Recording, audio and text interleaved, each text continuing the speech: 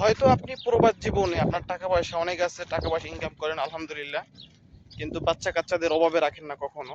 যখন যেটা চায় তখন সেটা দিয়ে দেন। আপনাকে বলছি, আপনি দয়া করে আমার কথাগুলো শুনে যাবেন। যখন যেটা প্রয়োজন বাচ্চাদের, তখন সেটা সাথে সাথে দিয়ে দিবেন না। সামর্থ্য থাকুক না থাকুক, বাচ্চাদেরকে বুঝতে দিবেন আপনার অভাবটা, বাচ্চাদেরকে বুঝতে দিবেন তাদের জীবনের অভাবটা।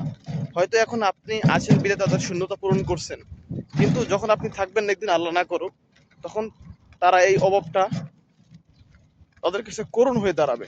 তো এই জন্য তাদেরকে আগে অভাবটা বুঝতে দিন, যাতে করে যে কোনো পরিস্থিতিতে তারা যেন অভাবের সমস্যার সমাধান করতে পারে এবং এটার মোকাবিলা করতে পারে। তো এই জন্য বলবো যে বাচ্চারা যখন যেটা চায় সাথে সাথে কিনে দিবেন না, অন্তত অ্যাটলিস্ট 1 সপ্তাহ 1 মাস পরে দিবেন।